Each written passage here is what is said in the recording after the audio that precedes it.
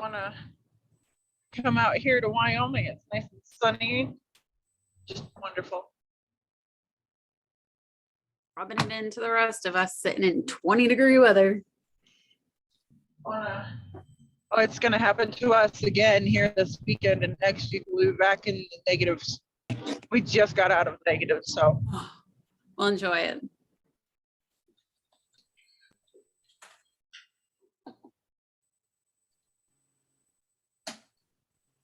And we are live streaming, and we are recording, and we are early yet. There.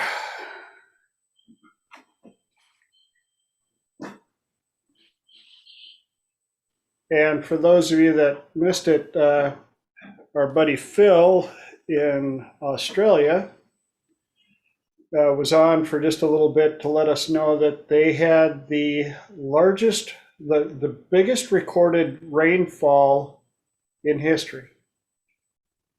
He now has a pool that goes from his house to a few neighbors over, and about 3 new rivers he didn't realize that were lost. A bunch of hay for his horses. So hopefully there's some hungry horses downstream. And our lovely Francine is on the other side of Australia and luckily hasn't seen the rain yet, but it is on its way, we understand. So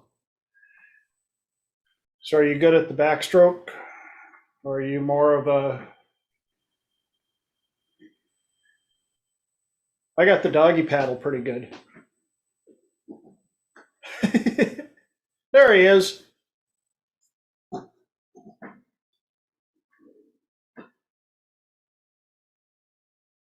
And in just a bit, we got some very cool information update from Jonathan. I'm going to have him join us again. But now that we got the recording officially started at 6 p.m., I should start this with thanks everybody for showing up. And for those of you watching the recording, I appreciate you showing up. My name is TJ Zebel, and you're listening to Talk Time with TJ on a Tuesday night.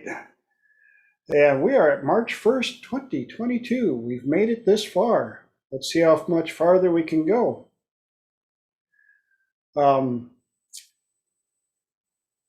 How's everything looking down there, Phil?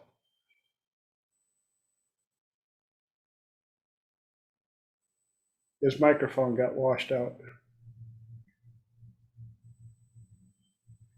Is he on mute? Yeah, he's on mute. That's okay. No, it's all right. Everybody's cleaning up everywhere, so it's starting to get better. Cool. The most fun was a really important small bridge that allows one town to another to see each other. They just spent 6 months and millions of dollars fixing this bridge to make sure it will be flood-proof forever. And it's 100 meters away from where it should be. wow. Well, the engineers can analyze what they could have, should have, would have done, or maybe the psychics could have went, we told you to wait a year. I could be wrong. Oh no, it's just, there's just madness everywhere. Well, we're thinking of you, brother. That's all right. I've got a, without unscathed, you know. I've just driven past a guy who put in a big 4-bay shed 3 years ago. Yeah. You wouldn't even know it's there now. Even the concrete slab's gone. What? Yeah. When you're surfing on a concrete slab, you know there's some water going on. Well, yesterday in the middle of Brisbane, there were concrete slabs floating down the middle of the Brisbane River. All righty I then. can't either. Well, that should make for some new topography. And over here, we have a brand new valley. All right, well, here's to you guys. Think about you. And now we've got something very interesting.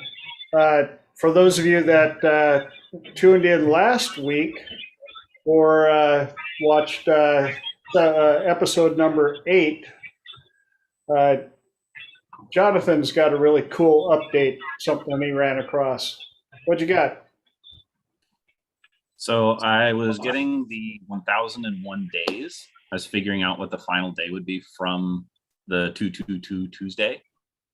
And I plugged into a generator. And so if you go straight days, just 1001 days from February 22nd, 2022, it's November 19, 2024. If you change it to where it's only weekdays that are counted, 1001 weekdays, it ends on December 25th, 2025. So that synchronicity is really cool, going from February to 22-22 to 12-25-25. It's like, okay. Right? All the things that pop up when you start paying attention to life and living it. Anybody else got anything they want to share before I jump into the madness we call the planet of TJ? No? Oh, Francine, yes, you can pop in. Well, I've been struggling with doing things, and since I started the, the list of stuff, I've started ticking them off. So I don't know. I think I've ticked 16 off already. Wow. Which You is rock. like, wow. I'm like, wow. I think it's the mind playing in the background as well. That you're automatically thinking about things, and instead of just watching TV, you sit like with a pad, and I've ticked 15 off. Awesome. Sorry, 16 because I have an extra one this morning. Yeah, 16. And Very, very cool. You rock. Thanks for sharing that. You're welcome. Anybody else? All righty then. Well, I've had a busy week. I got to finally mark off redoing the water heater system here at the house. That was a nice big challenge, and in that was a lesson from the universe about sometimes even though we've done stuff in the past, our mind lets us have this, well, it's been a while since we've done that. We probably aren't really as good as we want to be on that. We should probably have somebody who does it all the time come in. Yeah, that probably, what's your time worth? Yeah, well, that all started when we called in to the home warranty to have a professional plumber come out and fix the hot water valve for the clothes washer. And I was like, $75 copay, whatever, deductible. For $75, I'll let a pro come out and do this. Well, I'm going to give him the benefit of the doubt, and in his defense, when he showed up, he was driving a loaner vehicle from the dealership that he took his work truck with the work box and all his tools, took it there to have one of the struts replaced, and they broke his truck, basically. Newbie, not knowing what he was doing, tried to take off the axle nut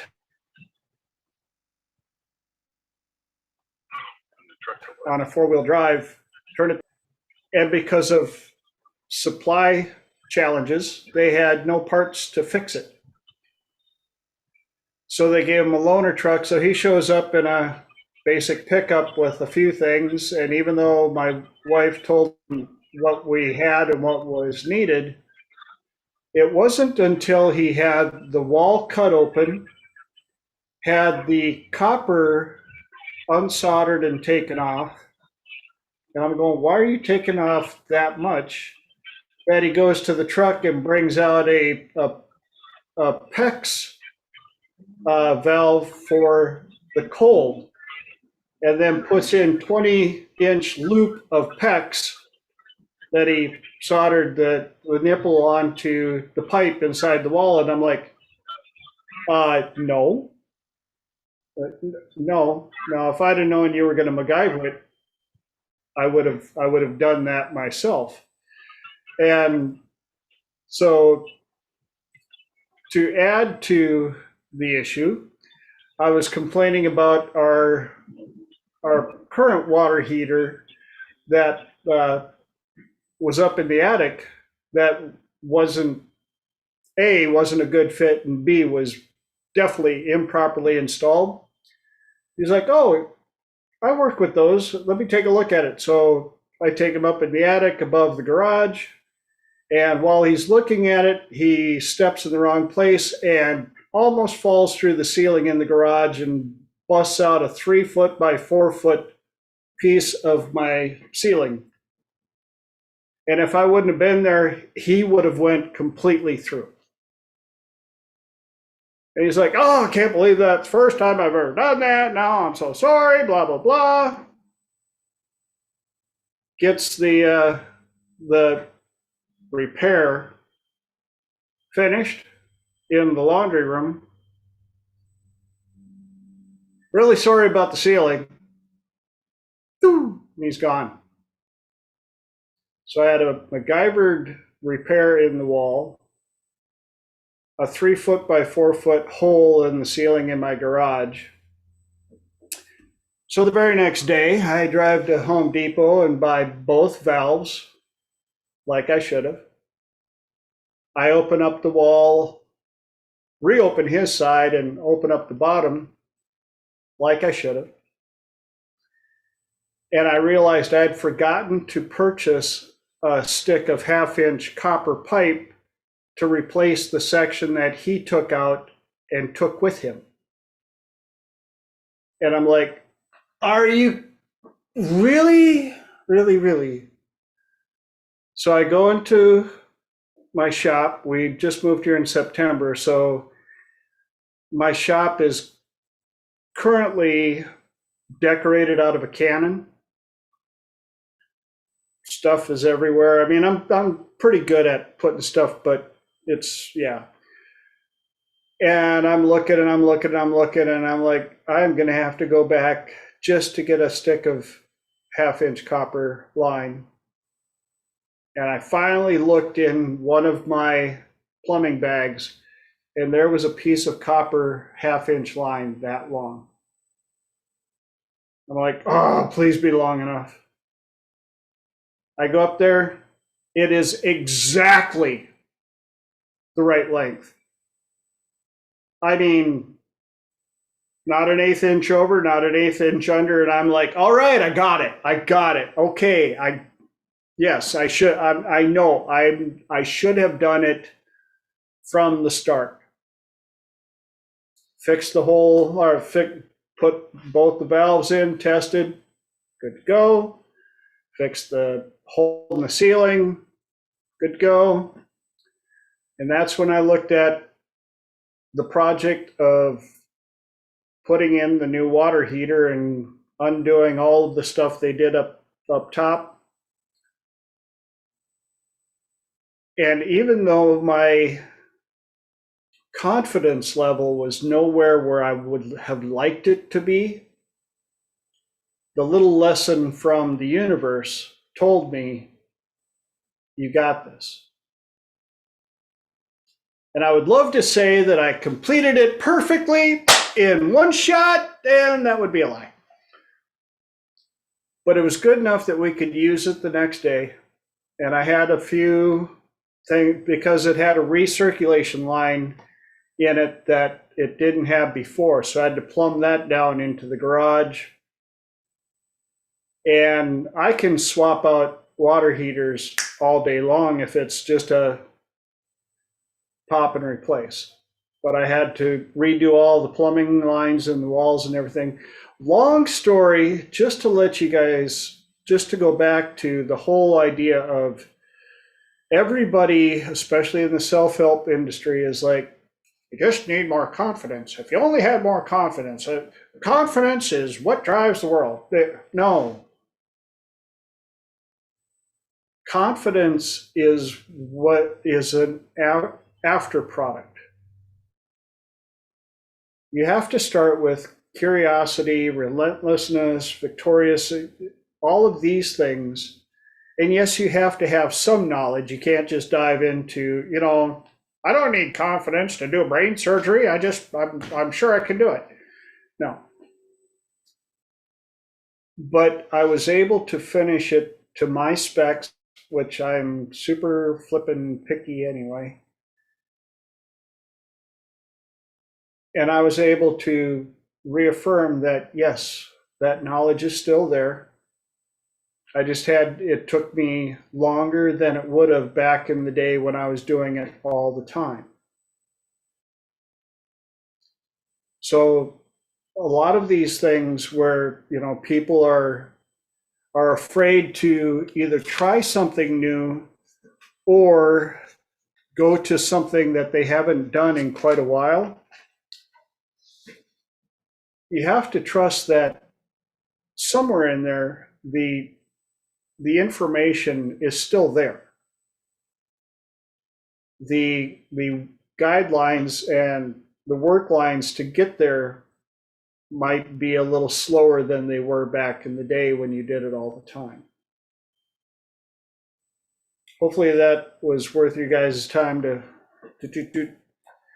add help to somebody. Any input on that? I like to make sure that I'm not just rambling and chasing squirrels and kicking them off the road for enjoyment. And somewhere somebody just went, he kicks squirrels? No, it's just a metaphor. Well, what's a metaphor? It's the one just before meta 5. Shut up. On to the next one. Advancing in the workplace. And this has come up a couple of times, especially because in this day and age where everybody wants things to be fair, and especially in the workplace, and wondering about, well, why did they get advancement? Was it the good old boy syndrome? Was it the color? Was it the background? Was it that piece of paper, even though God knows how they got that piece of paper, because that piece of paper only proves that they were at the university. They obviously didn't learn squat there other than how to party and follow directions. Oh my God. And my wife, who does recruiting for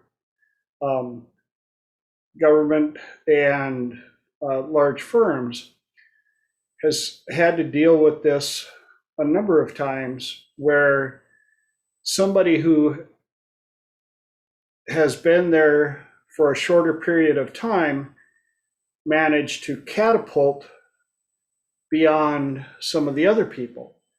And of course, those people lose their feces and get all bent out of shape because they're quite certain that somebody cheated, or somebody greased some palms, or brown nosed some stuff. And what they don't know, and my question, and the reason that I'm bringing this up is most of the people that made the jump showed up to the workplace for their 9 to 5 input to the company or to the job. And then from 5 to 9, they studied or they went to night school and they learned other ways to make themselves marketable. While the older Dodgers that have been there for a while got all comfy in their position, knowing that, well, I'm going to be next because, I was hired right after the guy that's leaving. So look who's going to get an upgrade. And those are the ones that, sure enough, when they go running and screaming, now they're getting asked, well, the person that passed you went to night school and got a degree and blah, blah, blah. Well, you never said we had to do that. You know what? Never told them either. They just did it because they didn't want to stay in their position. What did you do to get out of yours? And a couple of the great things that we teach, here's Fran. A couple of the great things that we teach that I hate saying it this way, but it's almost like cheating. When you start learning these memorization protocols and you learn echo talk and you learn 3 magic questions and you learn values and criteria elicitation, what, you mean you learn to be a better communicator and a better listener and how to figure out how to find out what people want? Gosh, how could that help you in, I don't know, being a human? And that's why I'm so passionate and adamant about getting this information, these protocols, out to as many people as possible, and making sure that they understand they're not tricks. It's not something that you do to somebody. It's something that you do with the people that you're around. It's the highest form of communication that I have found so far. And if there's a better one or an even higher form, I hope it finds me as soon as possible, because I just love the bejeekies out of this stuff. That's a technical term for those of you that are trying to Google it. Any input on that? Anybody want to share anything? Or Bueller? I had a miscommunication with my own sister, and I just didn't take my own steps that I was supposed to be able to echo her and communicate with her on a certain subject. It wasn't really something to get angry about, but she got angry and I didn't take a step and look at how she was feeling, and she hung up on me. So Why we do?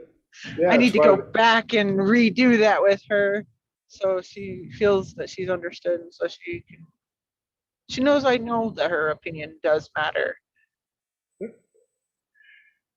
But the cool part about what you just said is you understand that the tools are out there. And it's also why I tell everybody, don't think of this as an alternative tool that you can use sometimes. Start making these communication styles who you are 24/7, 365, anytime you talk or communicate with anybody, anywhere, anytime. I'll throw something out there too, if it's okay. Yes, but that's what this is about, please. I will say, maybe I'll be the only one who's ever had this experience. When I first took echo technique and some of the stuff out into the world, I did not get the results. And like the person I tried it on came unglued on me, like it was bad. But I learned that there were a couple reasons for that. And number one was that I did not have the right state. I was going in with the intent of, I've got this cool new trick that I'm going to play with, instead of, so the same person, I was so scared to use it on her again. But a couple weeks later, I finally went back and I came in with a genuine desire to understand her and get to know her. And we've had so much trouble talking in the past, and it was the best conversation we've ever had. So even if you've tried it before and it's exploded in your face, like give it another try. It does work.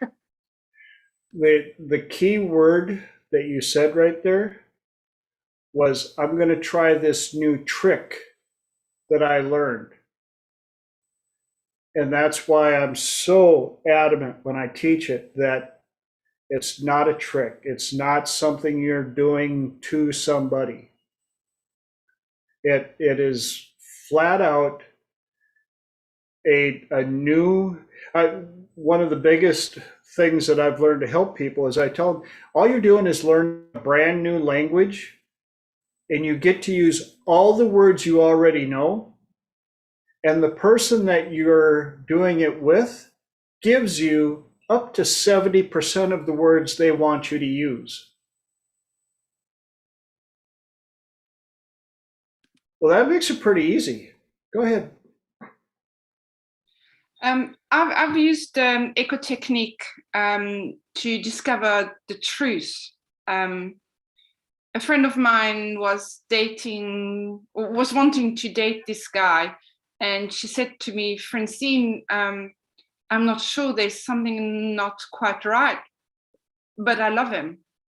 So I said, okay, let's find out. So we sat and I did a little bit of echo technique, and it didn't seem to work so well. But then later on, we went onto the train, and him and I went into the same directions on the same train, and we sat and we started, and suddenly I connected quite deeply with communicating with him. And that's when the whole truth came out, that he was not a person you want to have a relationship with, because what his behind stuff was just not quite right. However, when he realized that I knew what he was really about, he kind of shifted, but then he knew that I knew, which was like, and we looked at each other and we both knew, and we smiled. I said, it's okay. You know, that kind of blew my mind. That really blew my mind. I think that was, I've never experienced that before. That is one of the biggest things about Echo Talk and Three Magic Questions is people will tell you their good parts and their skeletons with the same amount of passion and excitement. Fran, you raised your hand? Yeah. Yes. Francine, are you finished? You go ahead. Okay.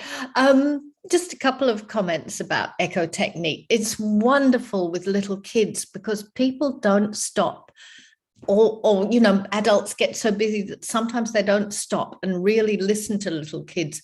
And if you just echo back what they say, they're your best friend. And they actually feel heard for a change. And it doesn't matter what language they've used. It's just wonderful. And also it's been really, really useful in business sort of social situations where I've been thinking, oh, I really don't feel comfortable around these people. I don't know what to say to them, but you don't have to say anything to them when you're using echo technique. And once you start, they will start giving you all this stuff that they are passionate about. And then, of course, if you combine it with 3 magic questions, they're your best friend for life. And yeah, it makes such a difference and makes your life easier because you don't have to do anything. And you don't even have to reveal anything about yourself if you don't want to. So it's kind of cool. It is the biggest thing for people that hate small talk. Because all you got to do, started echoing them, and the other person is just like, oh, somebody's listening. In fact, when you said that about the little kids, Tina just told me about one of her cousins. The little kid was talking to dad, and finally he goes,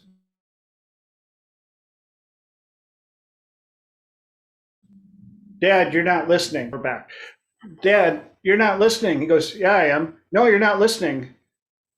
But, and the little kid grabs Dad's face and turns it, looks him right in the eyes and goes, you're not listening. All you're doing is, no, yeah, I heard, yeah, yeah, I heard you. And Dad goes, he was right.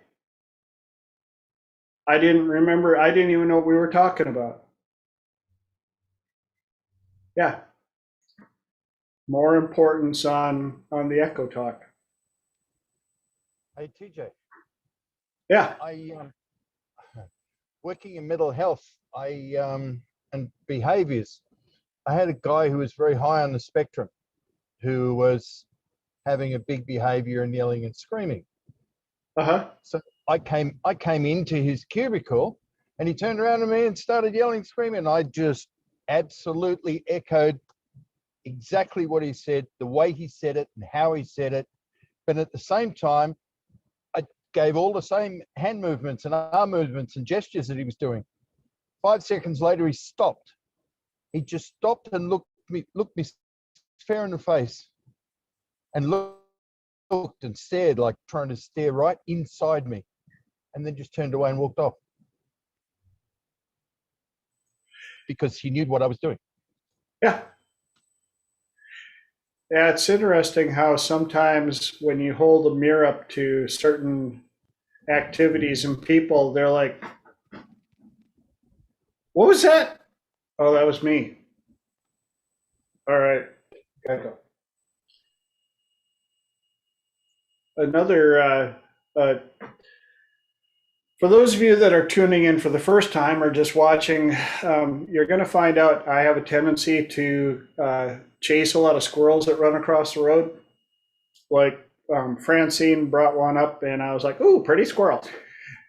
Share this one with you, especially with the relationship stuff. The universe sends me lots of clients in regarding to relationships. I get a lot of relationships, money, performance, anxiety. And one of the things that I've learned, a question that I ask, especially in relationship issues, is, okay, I've got a question for you, and this is purely hypothetical. We are not going to wish this on anybody. We're not throwing this out to the universe. This is just an example. But if tomorrow morning your person forgot to wake up, we're just going to leave it at that, and they're gone. After you have had enough time to properly grieve of their loss, whether that be a month, 6 months, a year, 2 years, whatever, if you met They're exact down to the very DNA and habits match. Would you start dating them again? And I watch them closely. And if they hesitate, that's a flag. It's the ones that go, yes. I'm like, perfect. Then we're going to work on figuring out how you can save this relationship. But if they hesitate, and I've even had a number of them married, and they're like, no. I'm like, all right. Then how much longer do you want this pain to go on? Oh, but we got kids. I'm like, they know. No, we hide it from them. I'm like, no, they know. I don't care. You can be the best actors out there. They pick up on the energy. And it's not supportive to them because they will learn through watching.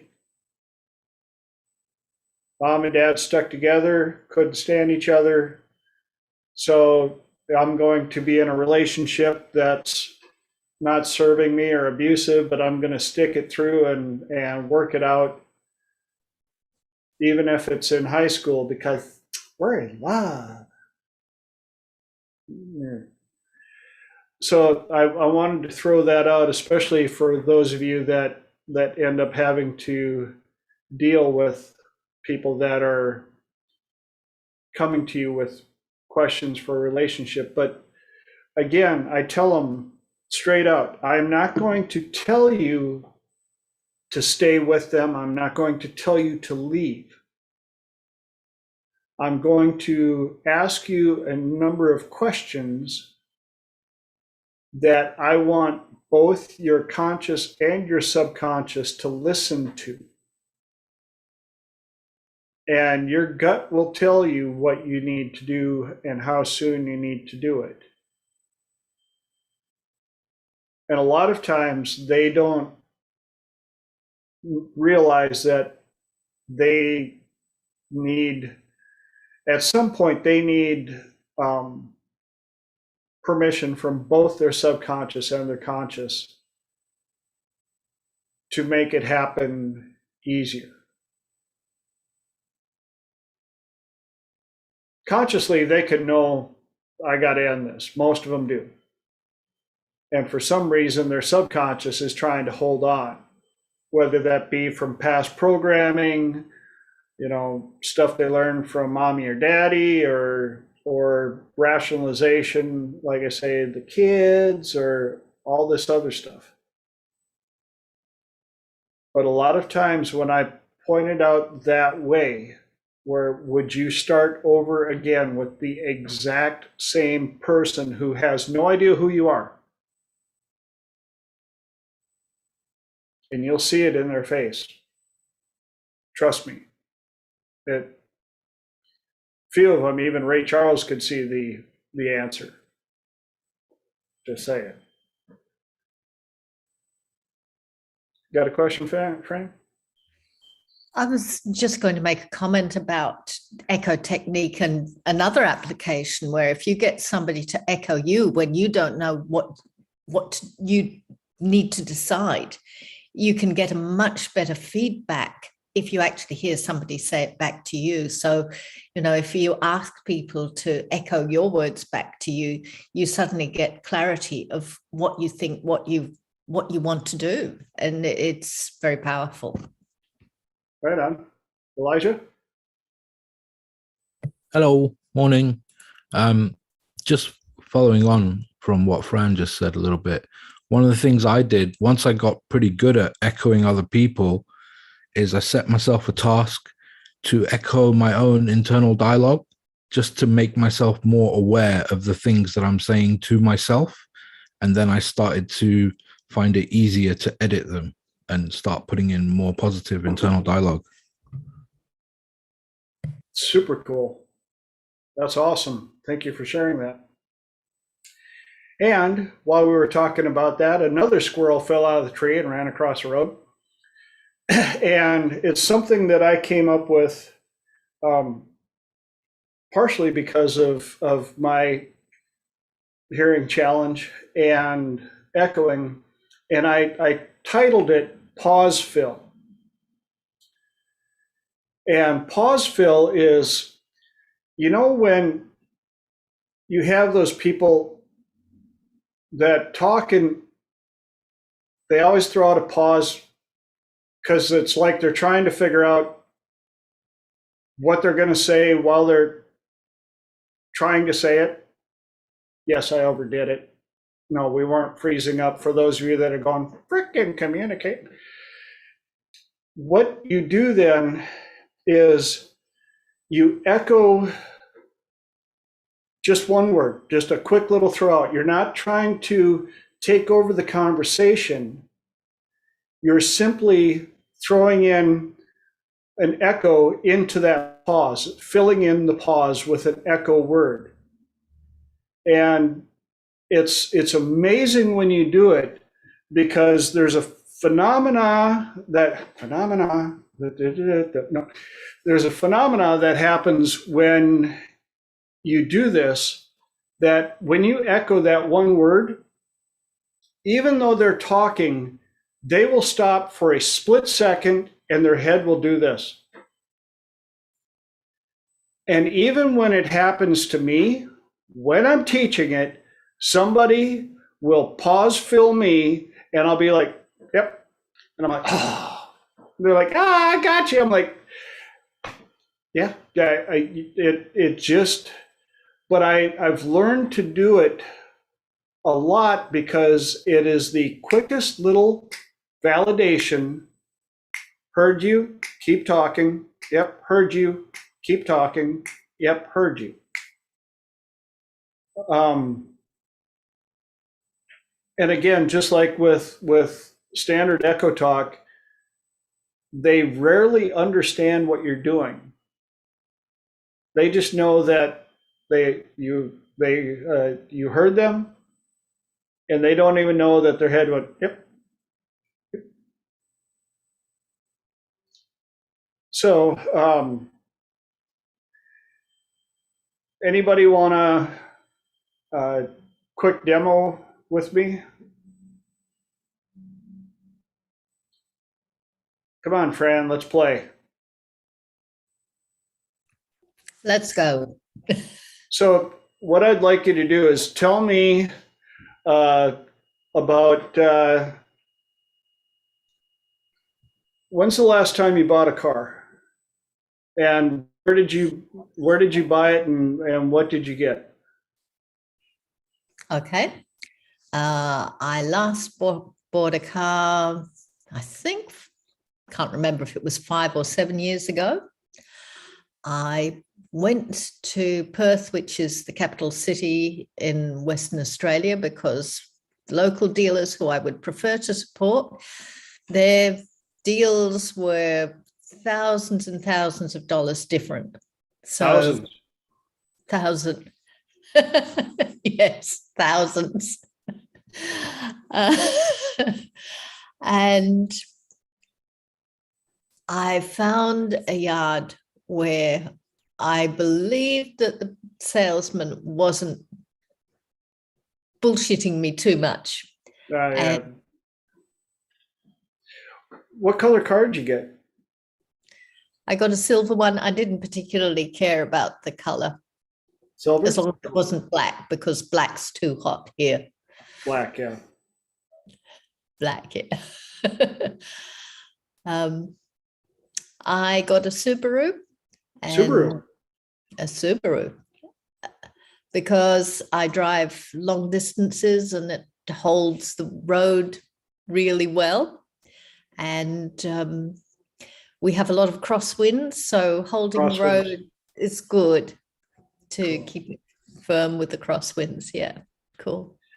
Okay, so do you see how it's not to take over the conversation? And Fran is such a good speaker. It was hard for me to try and find that little pause enough to poke that word in. But even then, how many of you saw as soon as I did it, she was like, "What? Yeah, yep, that's what I said. Back to the story." And a few of you that know me too well know that there's a joke about Subaru that I came up with while I was driving down the freeway one day, and my mind scares me sometimes.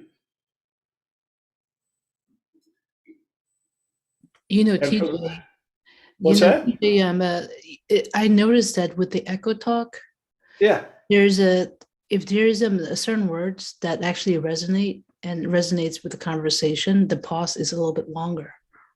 it And- is a little bit. And so it's almost like two-stepping or doing a dance. So if you can figure out the right word to echo talk back, then it's much more effective. Exactly. And that's where I tell people to try to visualize that you have closed captioning on. And when people are talking, you can just see the words floating across the bottom of the screen, which makes it easier to grab the ones that, especially when you start listening to whether or not they're putting emphasis or anything, train your brain to highlight those, put them in bold, whatever. So it's easier to remember which ones you want to echo. And I promise you, the more you do it, the easier it gets, until you'll get to a point where you're not thinking about it. You don't even realize that you're doing it. It's just the way you talk now. Yes, It's just Ron. the way you talk. Yeah, it's just the way you talk. Good answer. I'm really excited about the idea of imagining closed captioning as you're listening. But one of the, I don't know whether everybody does this, but when I'm really listening in that manner, I find that I'm doing a lot of visualizing or imagined visualizing of what they're telling me. Is this common for everybody? Does it help? Does it not? I think it's because you are so locked in to the conversation. You're paying attention so well that descriptives now become alive. The conversation is actually living. It's not just something coming out of a speaker or a radio. Blah, blah, blah, blah, blah, blah, blah. That makes sense? And that's why in NLP we teach a lot of words that cause ebb and flow and descriptives, and what order you put the descriptives in to make conversation flow better.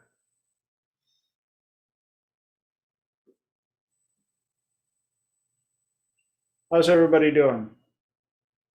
Hanging on for the ride? Cool. One of the squirrels got away. There was a squirrel I was going to grab, but made it to the ditch, and that's okay. I don't have to grab every single one, or we would be here for hours.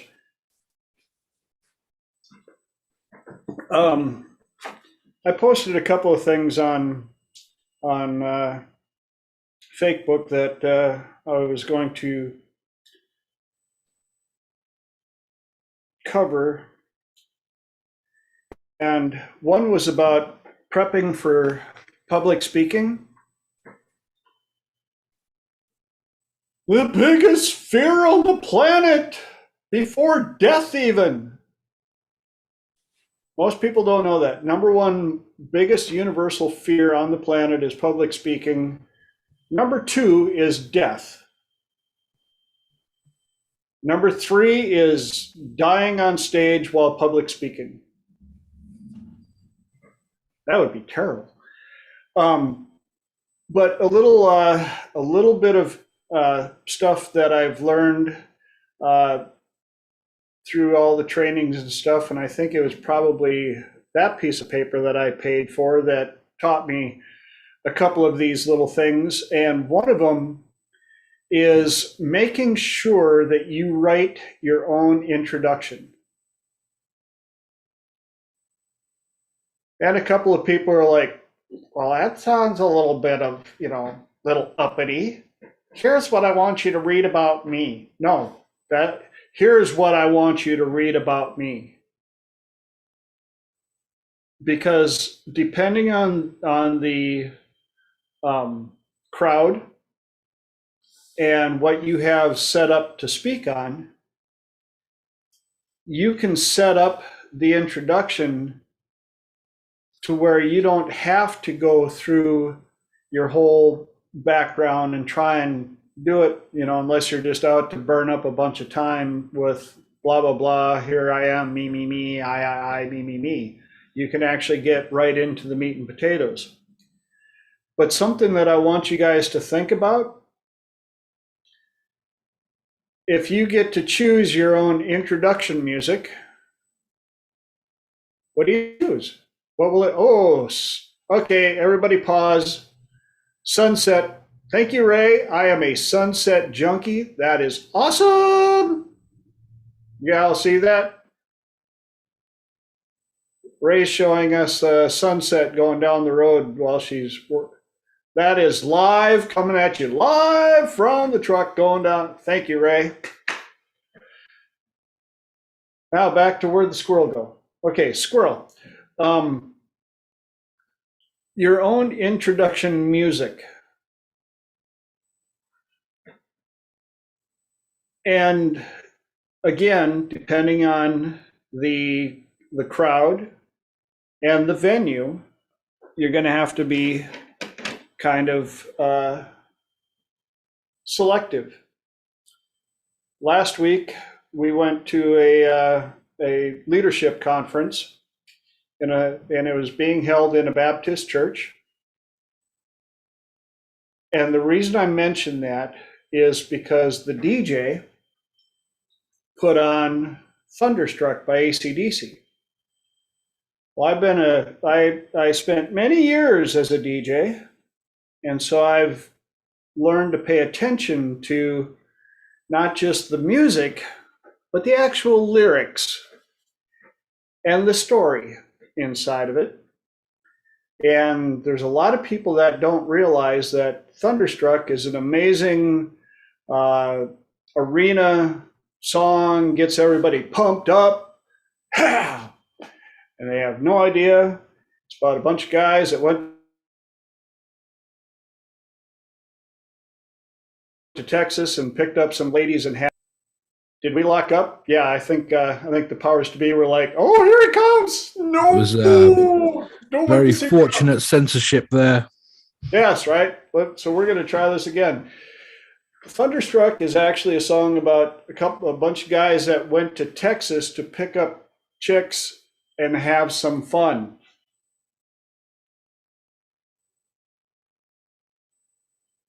She got down on her knees. Could I come again, please? Thunderstruck. Playing loudly in a Baptist church. And I'm going, am I the only one that knows?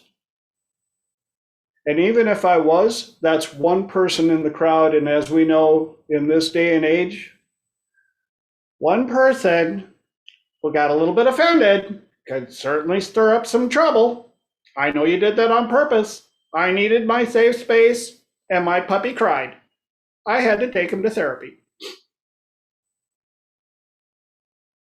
Okay, maybe not that. Well, it could have. Anyhow, so that in mind, yes, it's been a long day. I'm so glad you guys put up with me. That's why I tell people, have more than one option for your introduction music and own it. Have fun, Ray could, when you're pulling into the yard with the truck, windows down, crank that up and let them know you are here. And play the same song every time. And if you can get them to put a PA speaker on the front of that truck hooked up to the CB, just crank that out so the whole yard knows. My CB is not attached to the truck. We swap them out all the time. And my aunt's house is on the yard's property. So I don't think that would be too good if I not to Well, neighbors. it depends on what song you pick. Again, you have to know you got to know your crowd. Maybe Eastbound and Down. Yeah, exactly. Especially when you're leaving. I'd take a picture for you of your sunset here in Wyoming, but I'm driving. Yes, we want safety first. You shared that amazing sunset. Thank you. That was awesome. We appreciate you. But again, I want you guys to think about that, especially now when you start listening to music and stuff like that. Like, would this be me? Would this fit? Kind of fun. Let's see here. TJ, I was named after a song. You were? Yeah. How cool Rhiannon. is that? Yeah. How cool is that? So, and that's my song. There. That's my song.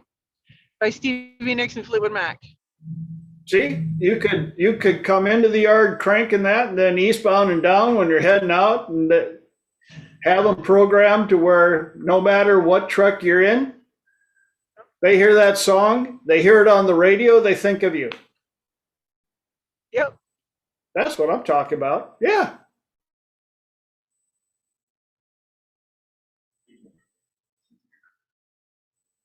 Oh yeah, computer problems. There are days I love technology, and then there's the rest of the year.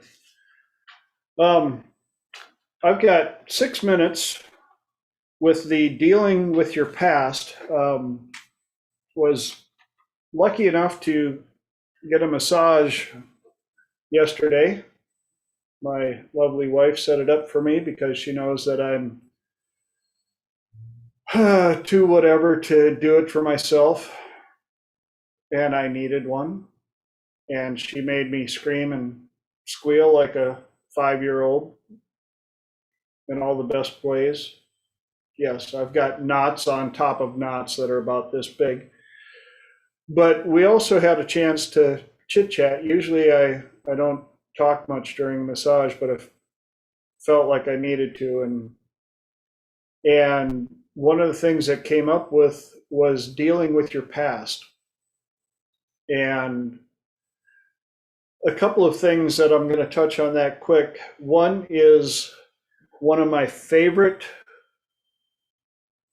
replies when people come to me with stuff like that is I let them know the very fact that we can have this conversation right here, right now, this very second on March 1st, 2022, means that you have survived everything that life has ever thrown at you. There is nothing in your past that you are not stronger than. And I'm going to say it one more time so that both your conscious and your subconscious can hear it and not argue about it.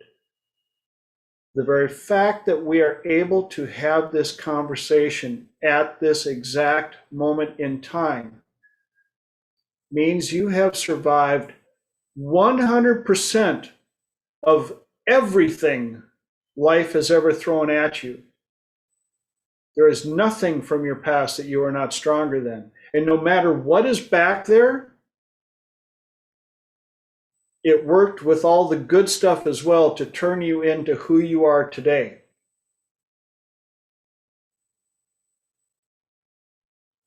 And because of that, that means that from this point forward, you can become whoever you want to be in the future without having to worry about the past because you've already survived it, no matter what it was.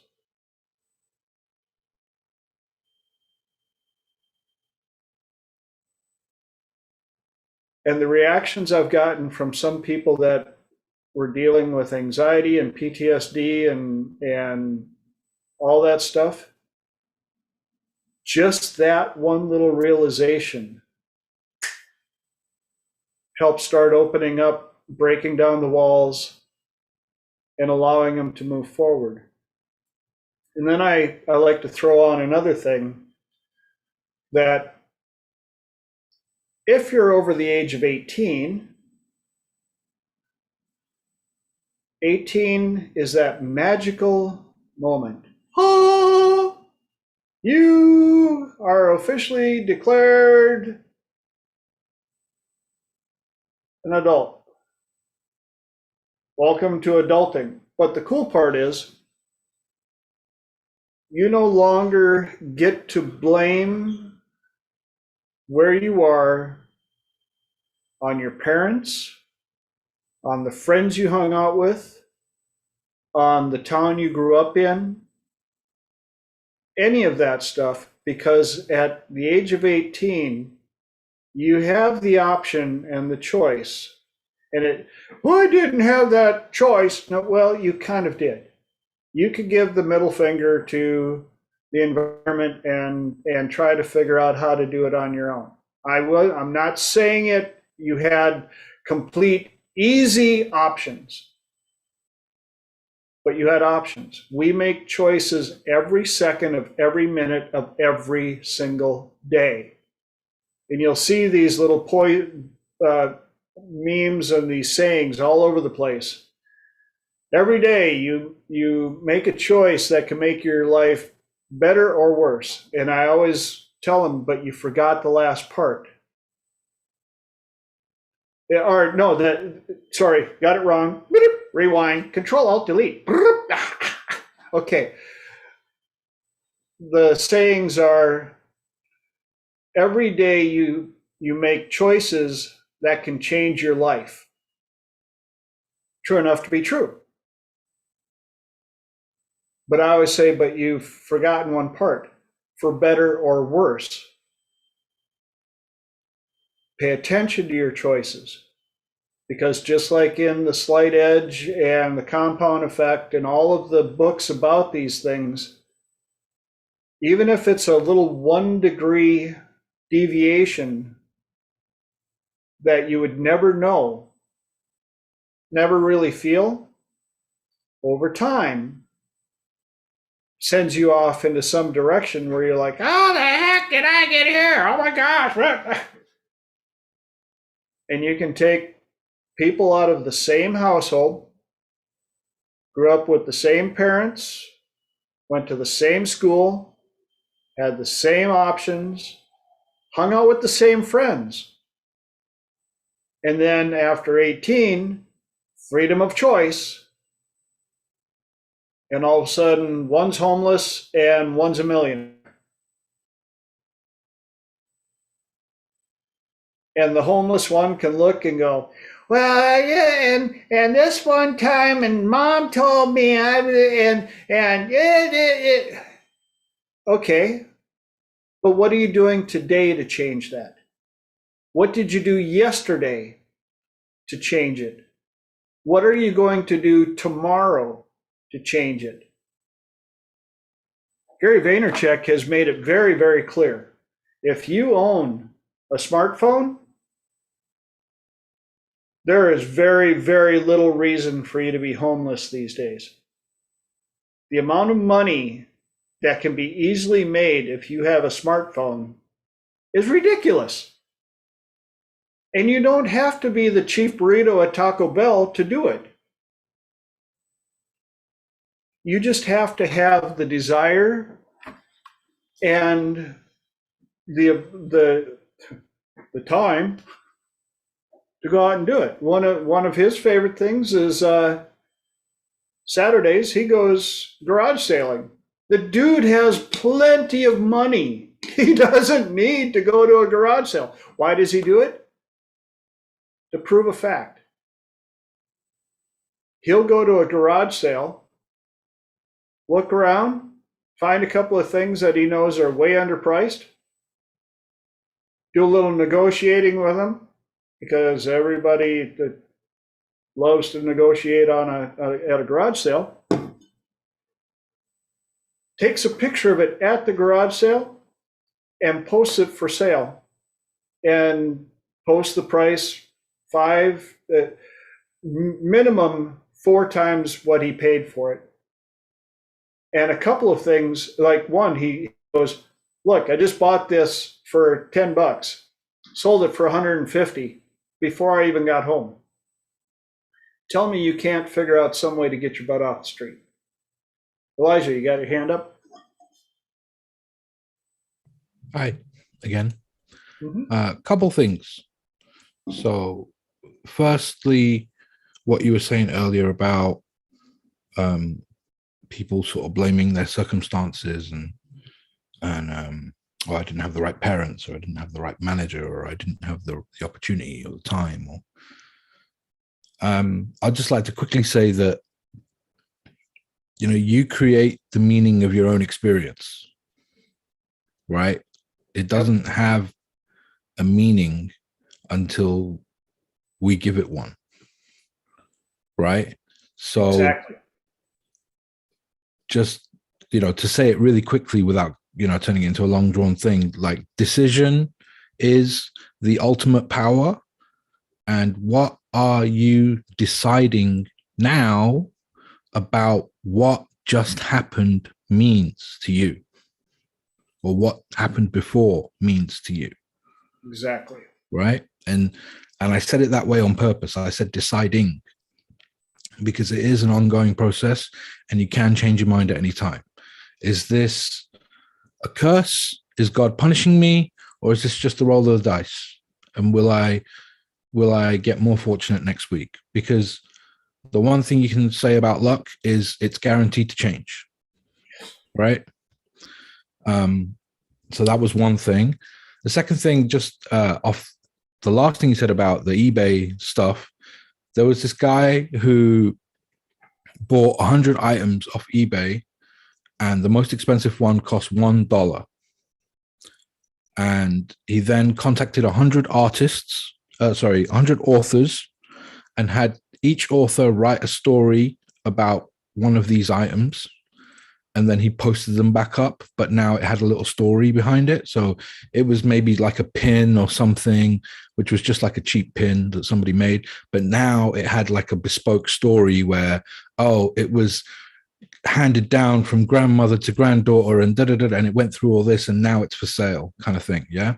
And he sold all 100 items, made somewhere in the region of $900 back. So he kind of almost 10x'd his money just by giving each item a story, and rather than it being just a plain item. So even things like that work very, very well.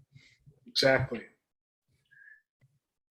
Kind of like the auctioneer's violin. You heard that one? No, I haven't. Auctioneer is going around doing an auction. Be right with you, Francine. And gets to this old violin. It's kind of dusty and everything. And he's holding it up and he's trying to get, you know, $10, $5.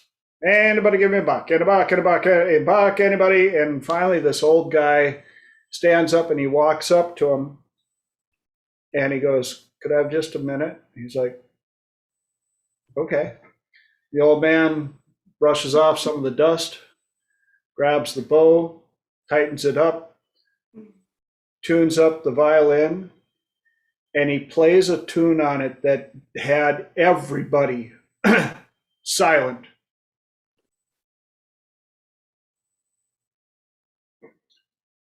Got done with the song and he handed it back to the auctioneer, of course, whose jaw is down to here going. And the auctioneer goes, "Do I have a bid on this violin?" And they sold it for over $1,000.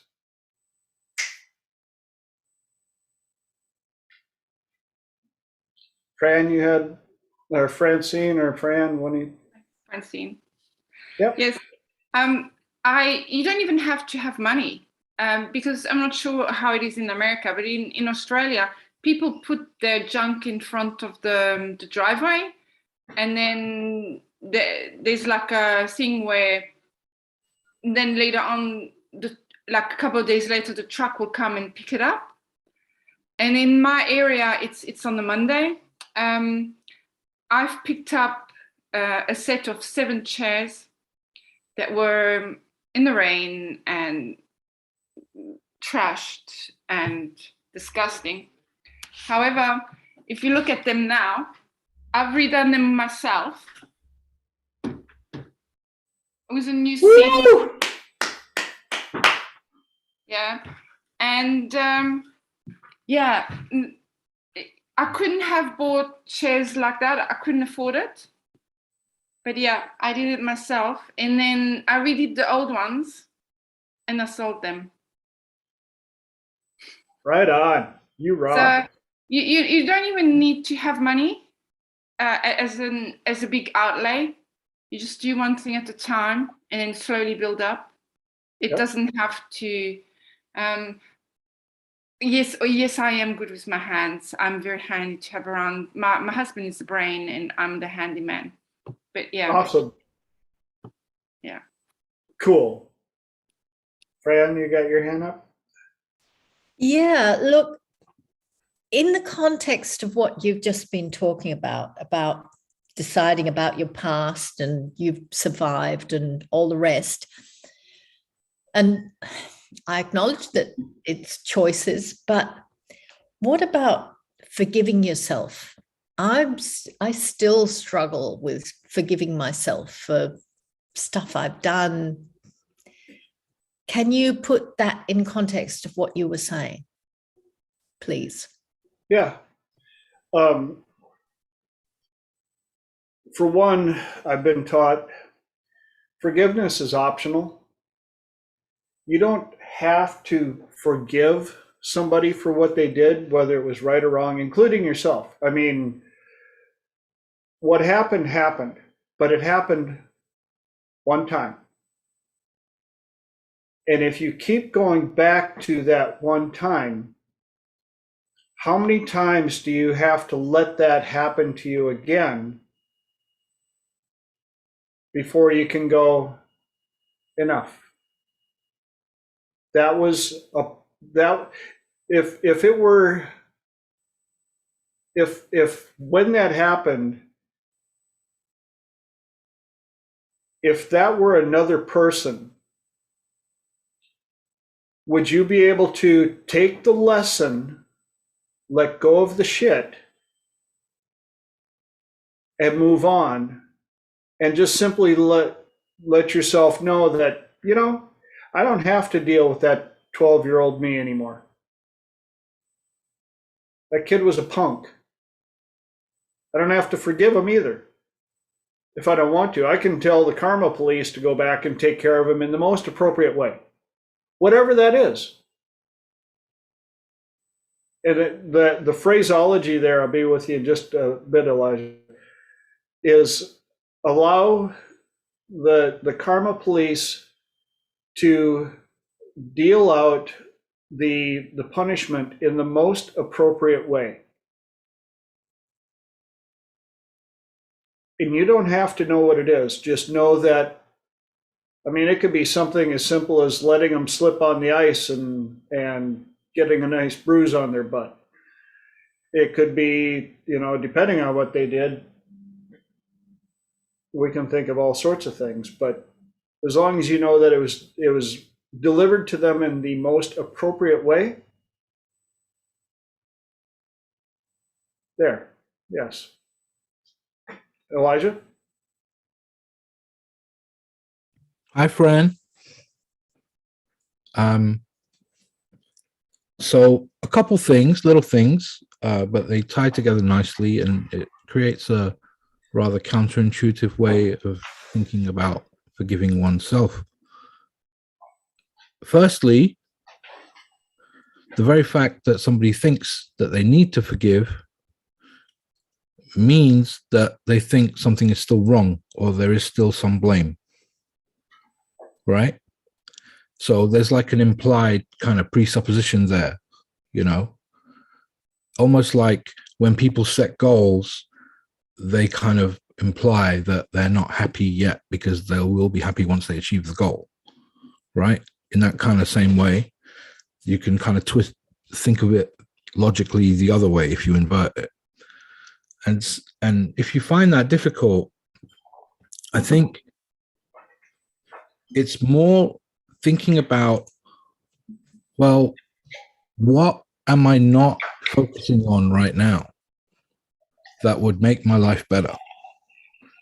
Because when you think about the things that went wrong or the things you might have done wrong, even though others might not judge you for it, but people are judging themselves for it, and that's why they think they need to forgive themselves, right?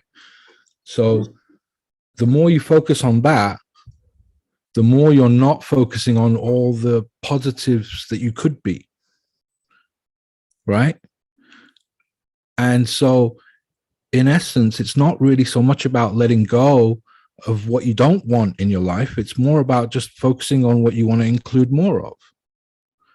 Because where attention flows, energy goes, right?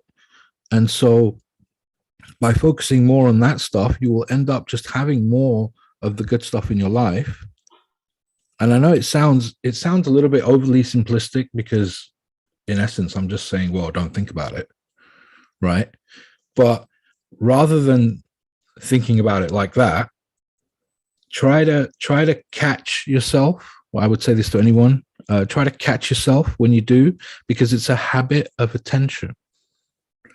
It's, at the end of the day, it's a habit of attention. And the more you can repeatedly think about the same thing over and over, the more, like, for every 60 seconds that you're sad, you lose 1 minute of happiness. You know what I mean?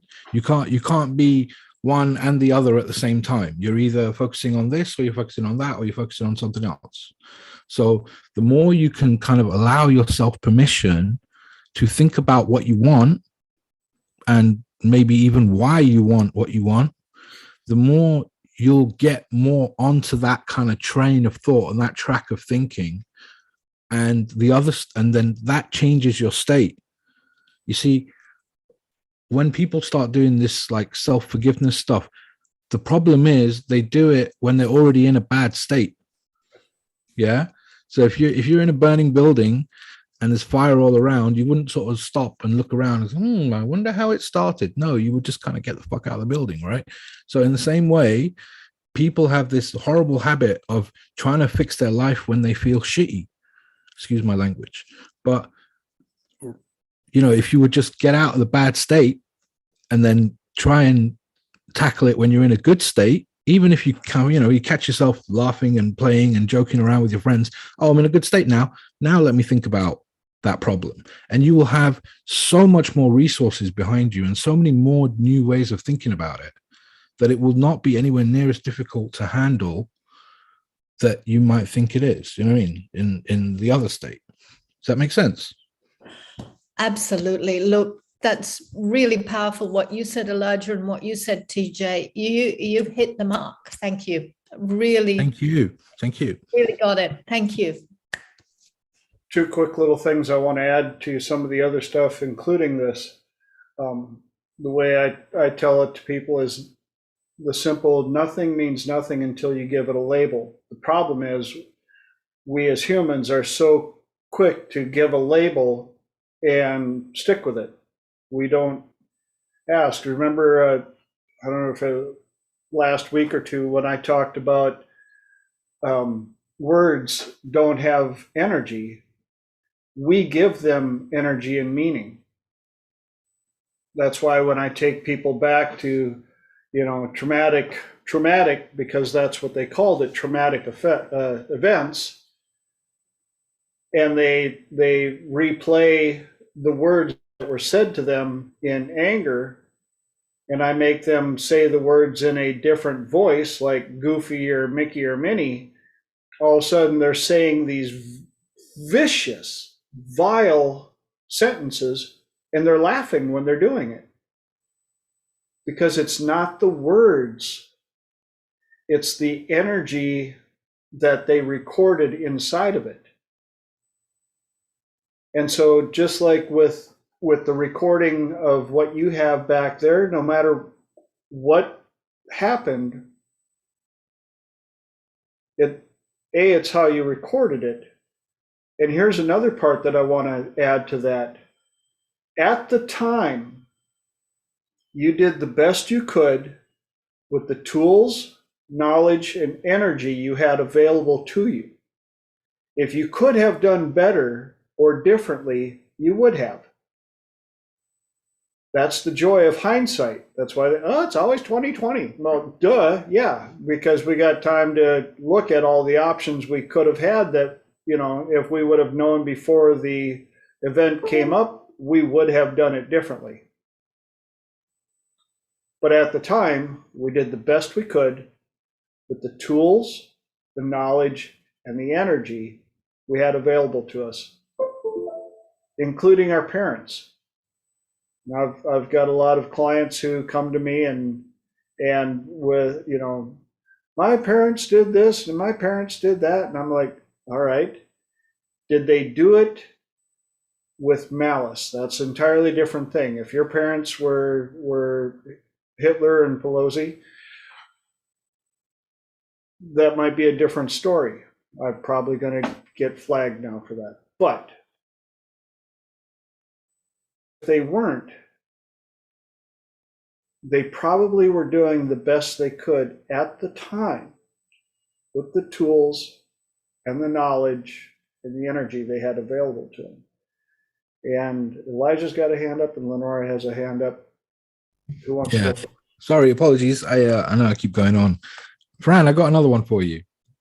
You know about memory reconsolidation, right? So that each time you remember a memory, you're not remembering the original one, you're remembering the last time you remembered it, right? And so each time you remember something, you're getting further and further away from what it was. So if you consider that, that means that when you think about those things, you are in essence making up what's making you feel bad. So why not consider making up something that makes you feel better instead? Yep. Yeah. Thank you. Lenora? It's so funny. I feel like we all heard so many different things in Fran's request, in her question. Fran, were you talking when you asked about forgiveness? Did you mean literal, like forgiveness of yourself for the things that you did? Okay. Yeah. Okay. And that's how I had taken it. And what I've done, and what the wonderful people that have guided me through things have done was, for me, like I had some self-destructive behaviors that were going on. And I literally at one point tried to separate myself and see, and literally like split myself and see what was happening over here and talk to the other person that was going through it. And it came across like, you know, how we say we do things for our protection, we do things for our own safety. And that was the gift in it, even though it was painful and it was damaging and it wasn't good.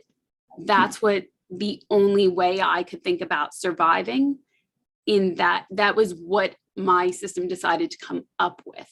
So if you take it and you separate it, that might help you see a little bit differently and bringing in the other tools. And I think Elijah raised a really great point when you're in a better state, because in your lower state, it's hell. I'm sure you've experienced something along those lines. But once you're in another place, or at least if somebody can guide you to that place, you might have a little bit more insight and you might be able to see the gift, even though it was something painful, that it was something. And then when you can see that gift in it, or that protection, or whatever that was for you, it might help resolve that more fully. That is so useful. Thank you, Lenora. You're absolutely right. And once you take yourself out of yourself, or split yourself, or look at it from a different perspective, including the survival choices that you made, it puts a totally different focus on it. Absolutely. And, I mean, if I was listening to somebody else telling me what I'm beating myself up about, I'd say, look, where's the problem? You know, you did the best you could. You did the right thing at the time. Yeah. Well, maybe not always, but it was the best you could, like, especially when TJ says his like go-to TJ. phrase, totally. And it is the best that we can be doing at that time, no matter where you are. So, and whose voice is it that's actually telling you that you were wrong? Yeah. And where did that voice come from? Mhm. All of those things, they're all part of it. And, you know, I so appreciate everything that everybody said. I actually feel I've got a toolbox now. Thank you. Thank you, Lenora. Thank you, TJ. Thank you, Elijah. Really appreciate it. Forgive me, Fran, but I have yet another one for you. Oh, good. So do I. You go Um, first, Elijah. apologies. I don't mean to keep butting in. But what would you have had to have been good at in order to create that problem? You see, when someone, let's every problem has a hidden superpower, right? So like if you consider a smoker who smokes 20 times a day, he or she has got a really good alarm clock, right? This person can remind themselves 20 times a day to unconsciously take something from their pocket, light it up, and they'll be halfway through their cigarette before they even know they did it. It's completely unconscious. So I wonder how easy it would be for them to remind themselves just once a day to go to the gym. In the same way, someone who's really good at procrastinating is very good at putting things off. So, you know, maybe they would be able to put off a headache or put off some pain or put, you know what I mean, and use it in a positive way. So I'm just curious, and you don't need to answer this to us now, but just ask yourself, what must I have been really good at to get me into that situation? And then where else in my life could I use that? And it's almost like you're giving that part a new job to guard something out. Like almost imagine like, you know, oh, I must have been really good at protecting myself because I hid myself away for so long, just as an example, right?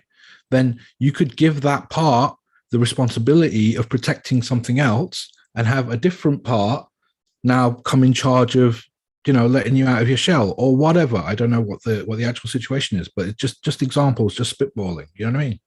So what must I have been good at in order to do my problem? It's a very good question. Bloody brilliant. Thank you. Thank you.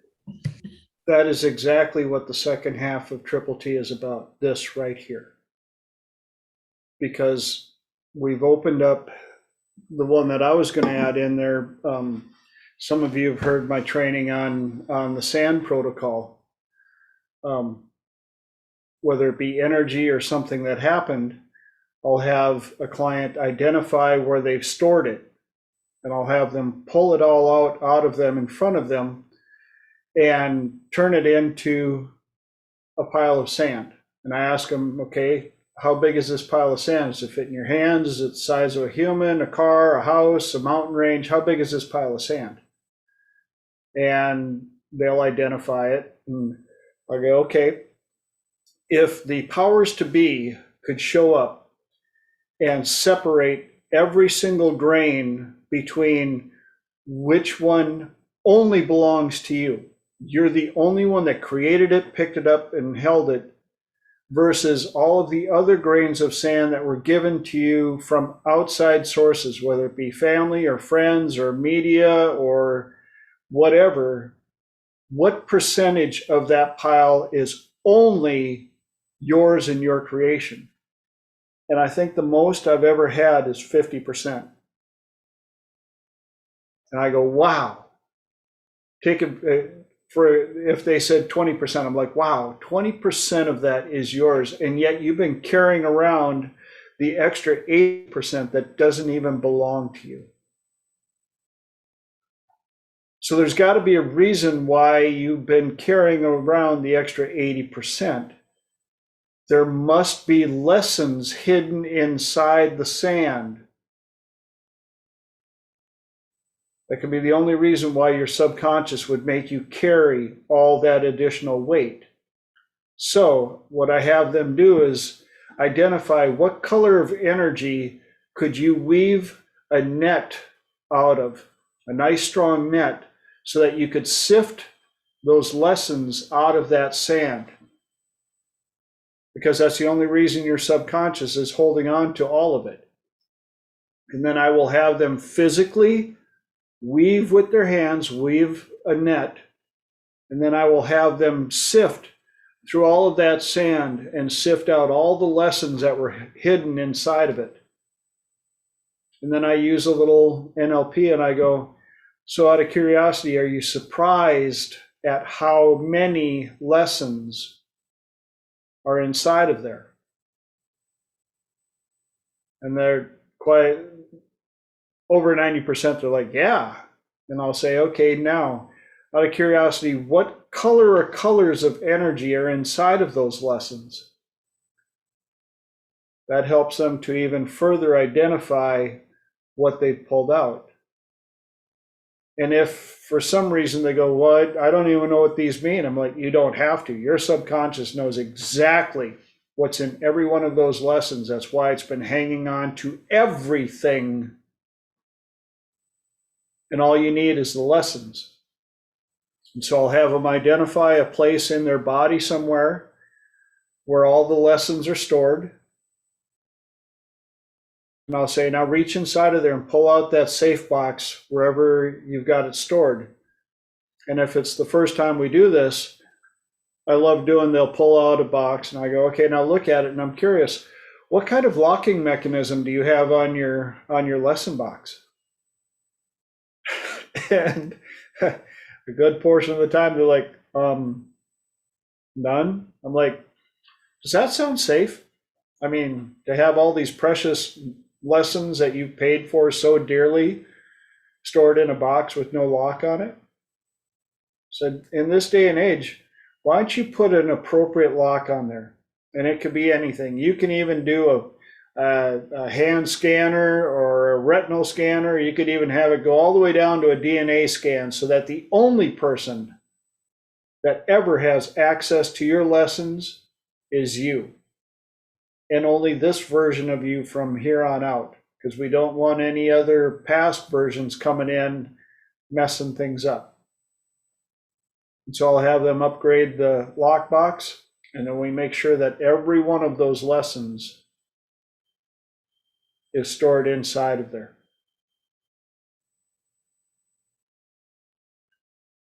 And as they get all the lessons in there, I go, now what changed about the pile of sand now that you've gotten all the lessons out of it? And as you look at it, notice the changes happening in your body. Don't try to manage or control them, simply allowing them to happen.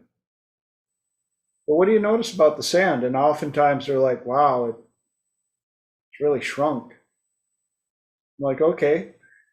Can you think of any reason why you should keep that sand anymore and carry it around? No.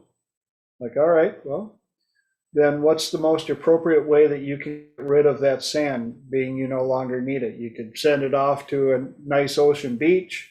You could send it to a glass factory. They could melt it down into something beautiful. Or you could send it off to the deepest, darkest part of the ocean at the very bottom, or we could even load it up into a rocket and send it off into the deepest part of space. What would you like to do? Once they pick it, we do that. And then I ask them, what would you like in the place where that old energy used to be? Go ahead and create that energy and put that back into that area. Notice the changes in your body. Don't try to manage or control them, simply allowing them to happen.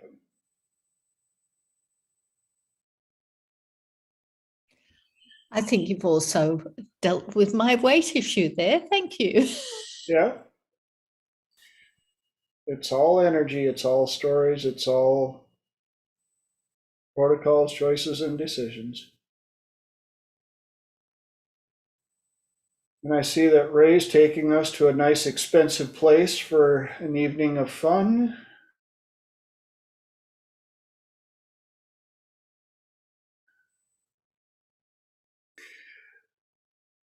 Yeah, that'll be a small house payment by the time you fill up the truck.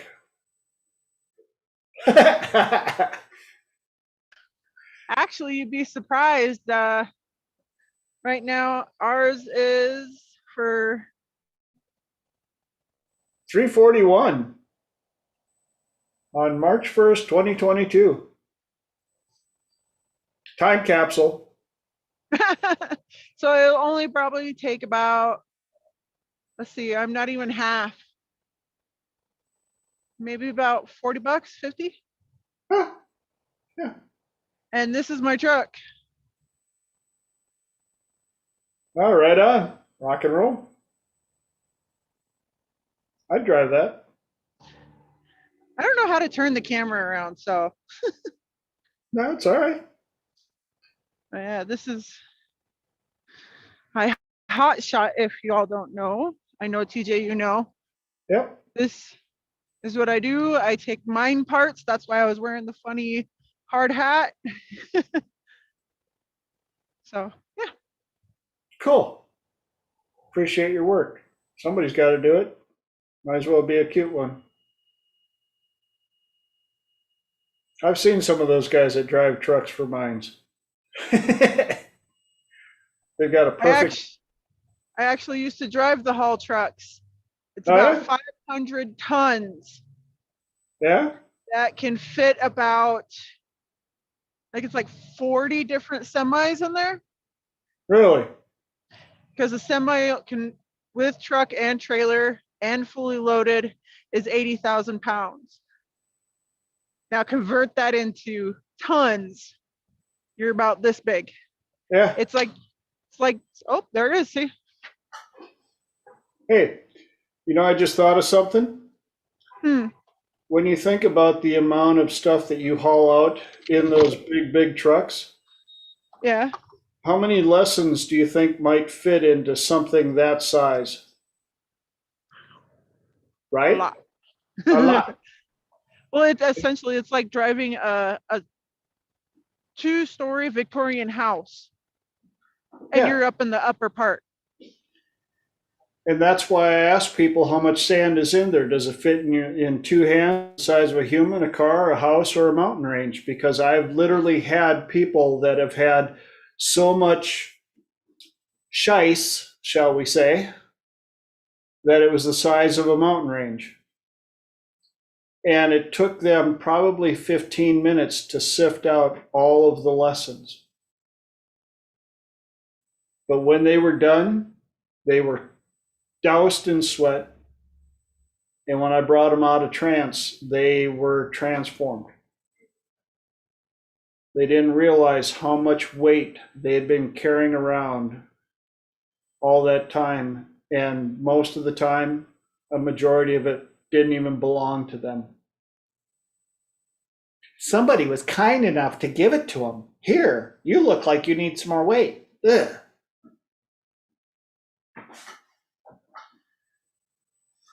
So we're at 7:35. We got 25 mini left here on Triple T number 9. Is there anything anybody else would like to throw into the mix or add, or have me chase a squirrel over? Or otherwise, I got a whole list of stuff I've collected over the week.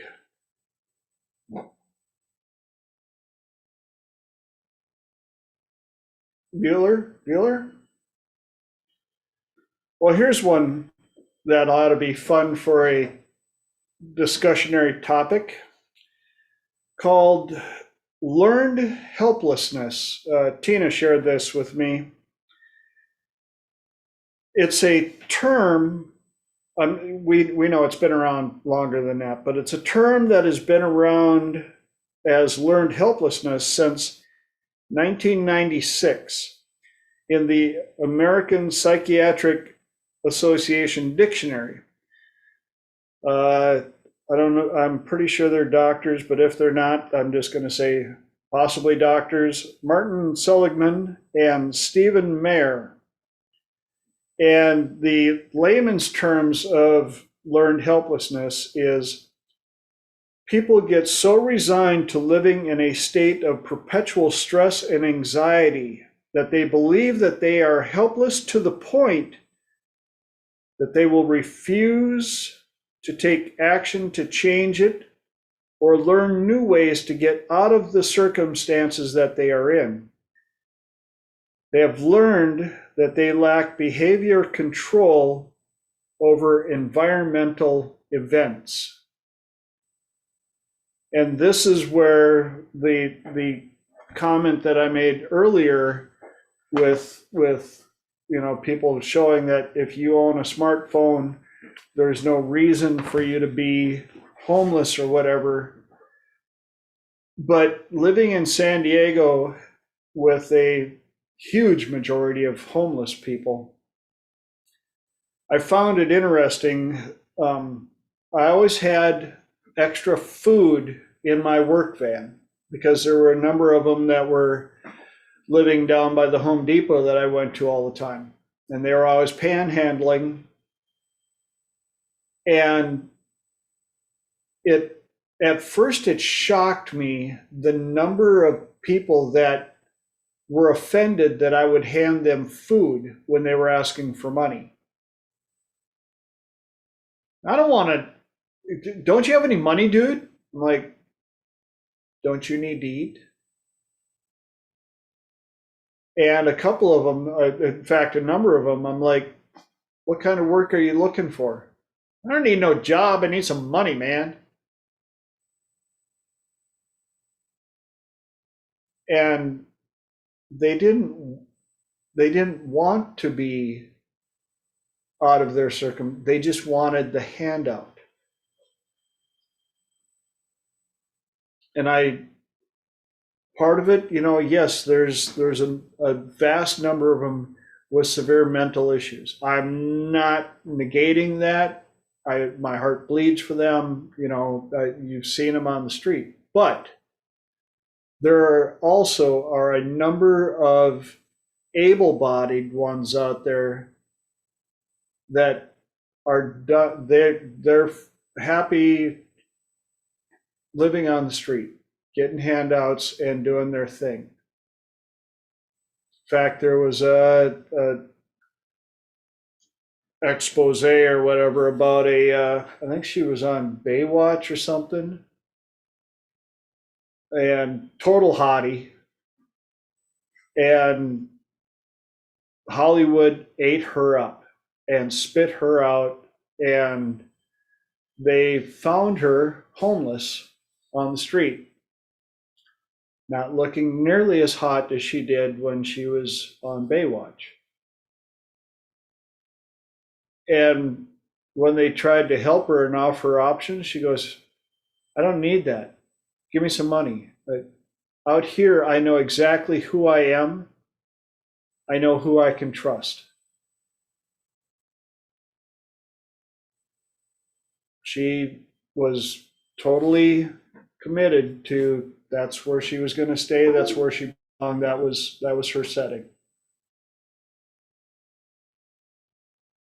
And that's a part that a lot of people either A, don't see or don't want to see or don't want to accept.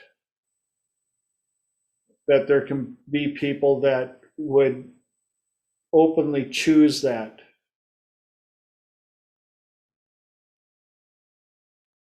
And people that know me know I've ended up sleeping in a car and sleeping on a garage floor because life threw me a bad hand, and I looked at it and went, well, I can do better.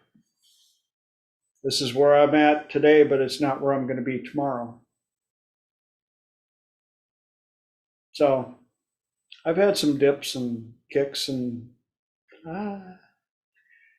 I'm still here to entertain all of you.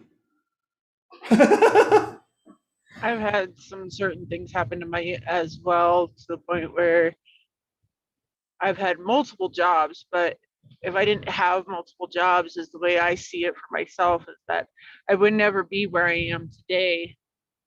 And being able to drive the large equipment and knowing that I've accomplished so much in my short span of life. But I saw an opportunity, for example, for my Class A CDL, and I took it.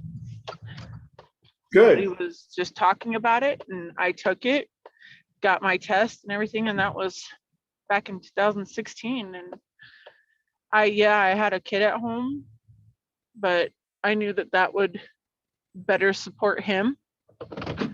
And so to make things easier. And where I live, a Class A CDL is gold out here. Yep. So, and now I have every endorsement. So oil field, coal,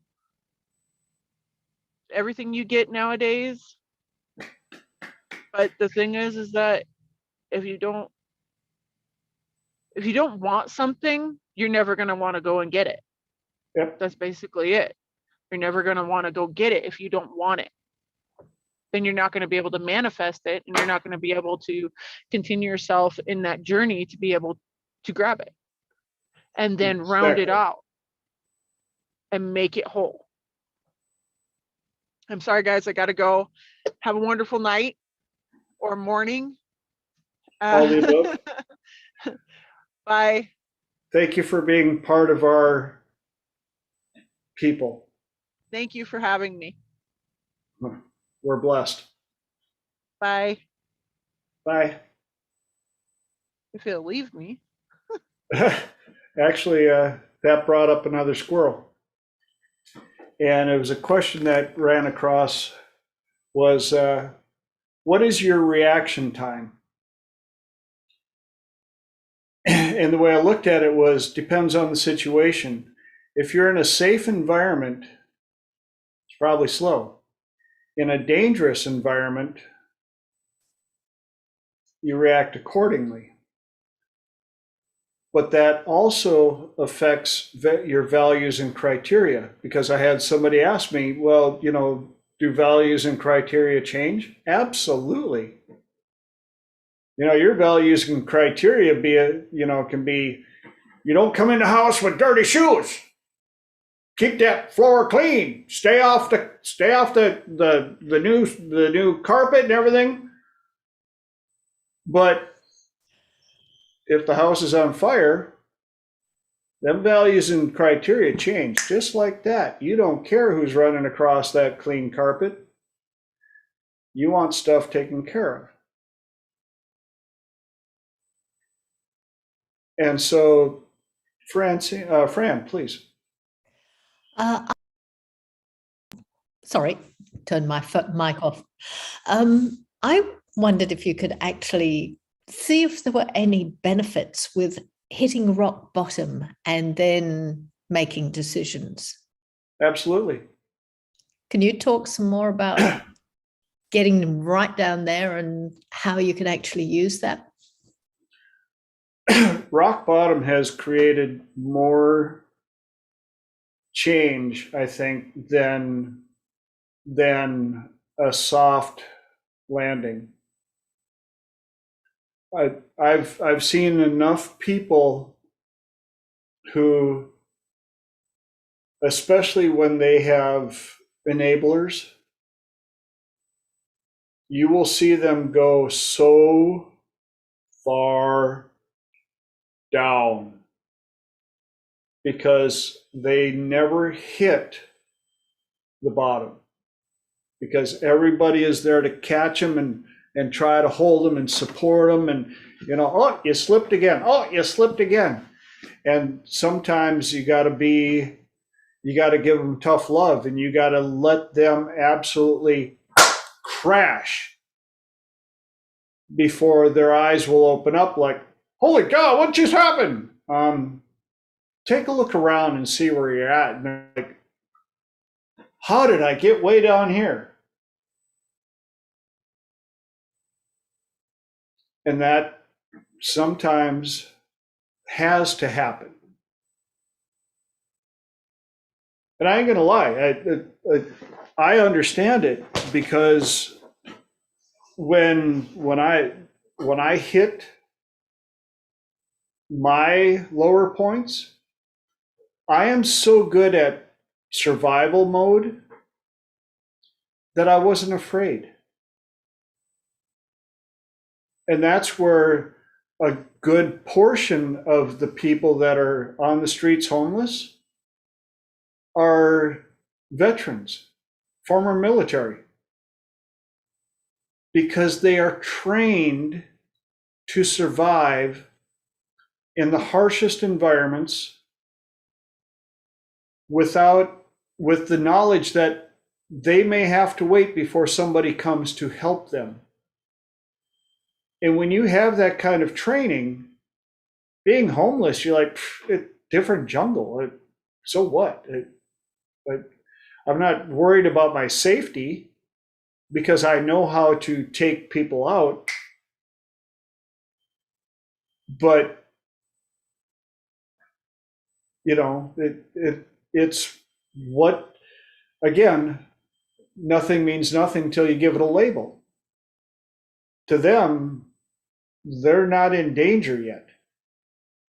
Same reason why, you know, being a motorcycle rider, I hear from, especially when I was in San Diego, is, you know, oh, riding motorcycles are so dangerous. Oh my gosh, you can't believe you ride a motorcycle. Did you hear somebody died last week? And I'm like, I wish they had the ability to finish the story. Yes, there was a motorcycle fatality, and it was a 23-year-old Iraq vet who just came back, and he went from a stress level and intensity that would kill any of us if we came out of the life that we're in right now and jumped into it. Well, he's jumping out of it and coming back into civilian life that is so boring that the only way he can feel alive is to be doing 95 or 100 miles an hour down the freeway, zipping through traffic, because that's the level of stress that he feels normal in. Yes, Fran. Jumping back to the rock bottom, for anybody that's experienced that, did you find a level of distillation and silence so that you could actually see all the dramas simplified? Everything kind of stops and you're actually left with relatively simple choices because there is nothing else. Could you give me your experience, and could I ask other people for their experiences if they've experienced rock bottom? Know, I hadn't thought of it in that specific, but yeah, probably. You know, I didn't take the time to process the woe is me about it, because I knew that I knew that that wasn't where I was going to stay. And B, I knew that I had enough in me to take care of myself some way, somehow. And I think that's why there are so many people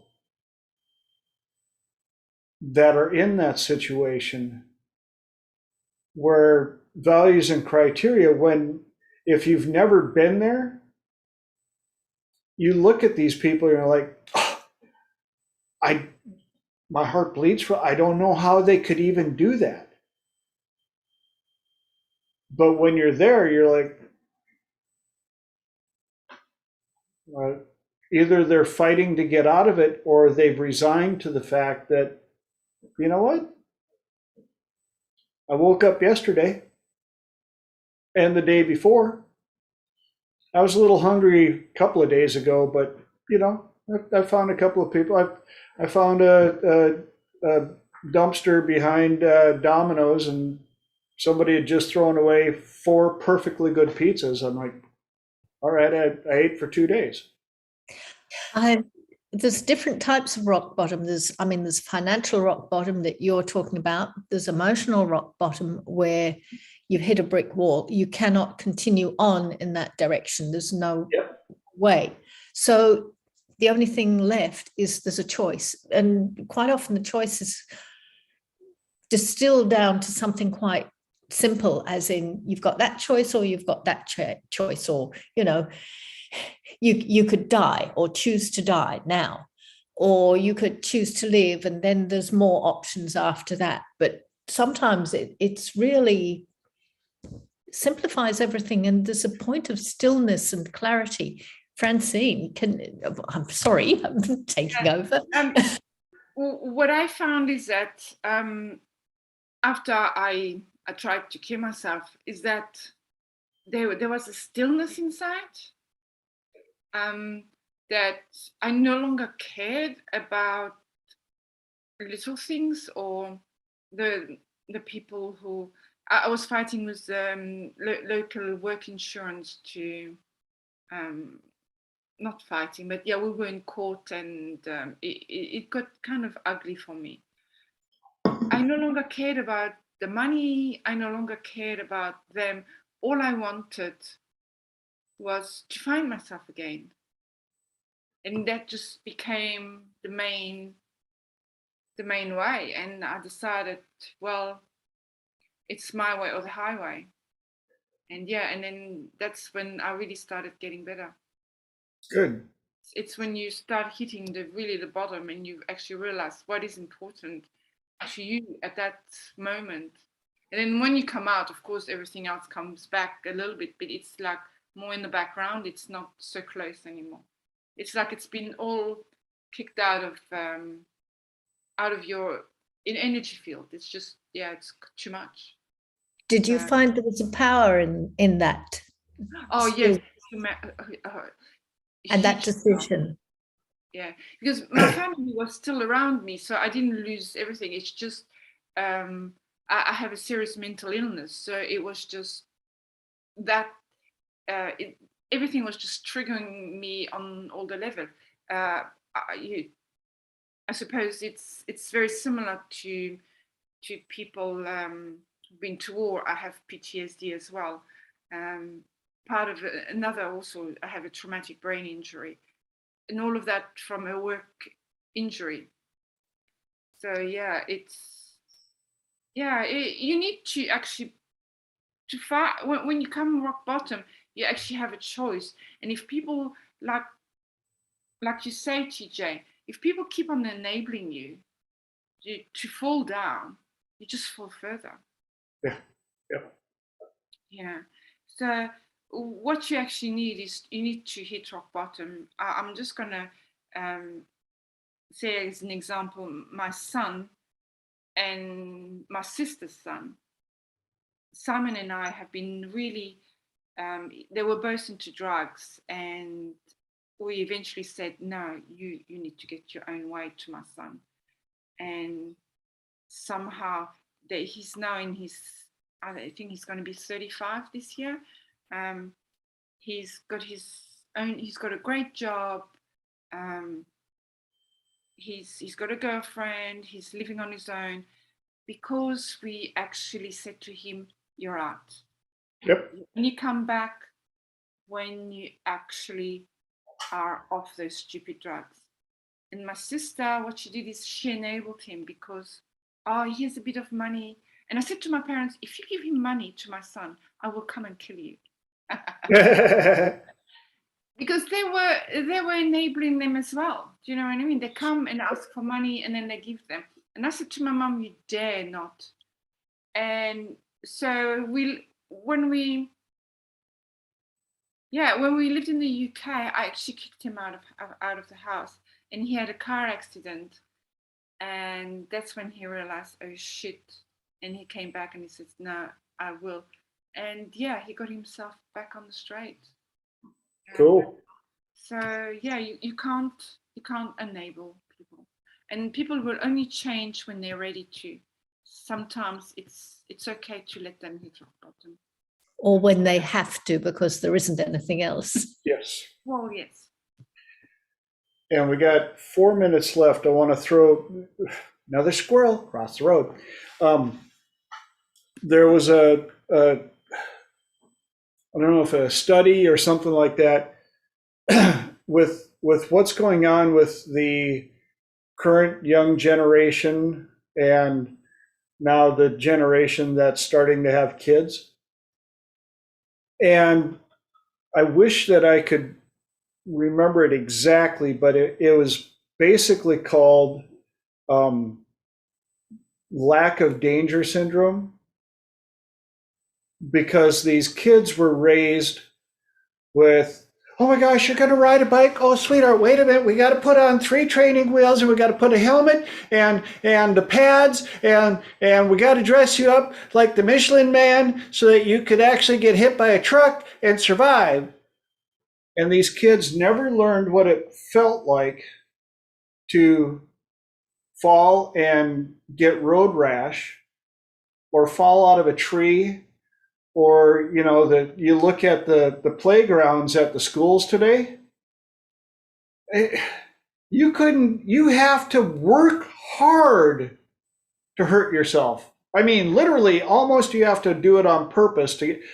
Remember growing up when you had the metal monkey bars that were, 20 feet tall, and at least one kid a year broke a bone and survived to tell about it. They got to have the cast, and they got or the 2-story high metal slide that you could actually hit Mach 10 in the wintertime, but in the summertime you actually got you needed a skin graft, because by the time you got down, you burned like 4 layers of skin off your butt. But the stuff that we learned back then, being dumb hurts, but you heal. And unfortunately, there are now almost 2 generations that never figured that out. And they're thinking that that's part of the reason why they are so affected by outside interference into their happiness and their world. Like, oh my God, I got a favorite cut. Oh, I need 2 days off. Look at that, I'm bleeding. Oh, jeez, emergency room, please. I'm gonna die. It's okay, Chaz. You'll make it. It happens. We're gonna put a little antibiotic on it. Is it gonna hurt? Is it gonna hurt? Not as much as I'm gonna hurt you if you keep this up. I'm just saying. Am I gonna have a scar? You want one? Uncle John's got a great one. Let him tell you about the time he went down the big hill on the slide and hit a tree. And he survived? Oh my gosh. Yes, he lived to tell the story. And you have no stories. The book, The Comfort Crisis, I think it's because that part of I'm pretty sure Mike Leister touched on it, that part of their brain literally did not develop. They don't have the ability to function through it because of what you said. Yeah. Yeah, because they were too protected to begin with. Yeah. Yeah, they just literally can't do it. I haven't learned. Unfortunately, the whole world listened to Dr. Spock and a few other amazing experts, and out of love and comfort and caring, have raised generations that we have to now figure out how to implement into the workforce. Oh yeah. The amount of, you listen to Simon Sinek and the stuff that the workforce is dealing with now, and there's a lot of satire written about it, but there are a lot of business owners and managers and all the above that are literally having to deal with this. Seriously, like, well, I of course have to start at a management position, and I want at least 90,000, and I only can work on Tuesdays and Thursdays. Well, Thursdays is only in the afternoon because I've got my yoga in the morning. But like, dude, seriously? And I'm not going to work outside because dust. got a speck in my eye one day.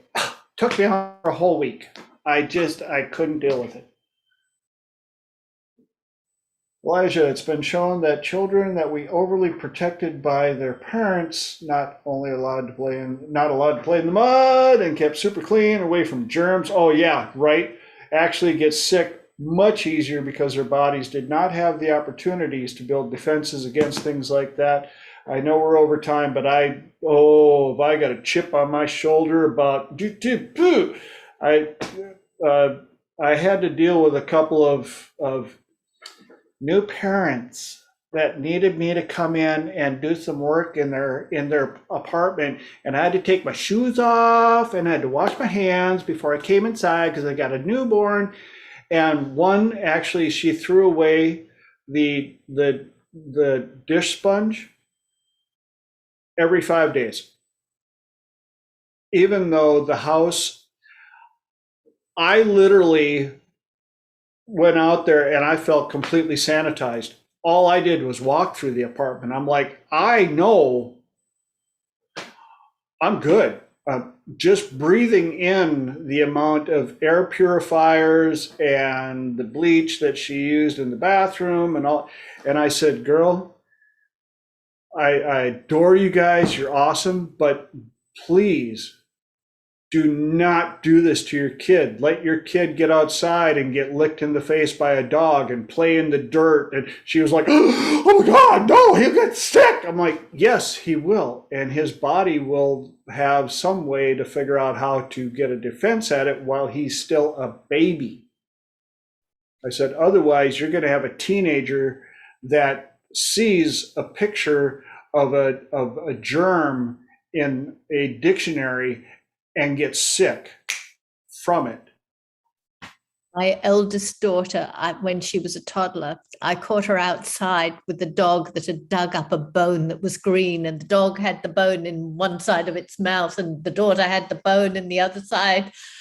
And they were so happy, and it was disgusting, but she didn't get sick, and I stopped worrying. Yeah, the other part, here I am giving, parenting tips, and people are like, now, have you made a baby? No, I haven't, but I've raised enough of them. The oldest one was my father. Relax. And one of the stories I love to share is the village that I grew up in Miltona, Minnesota, population 187. We had our own sewer system back behind Mike's cow pasture.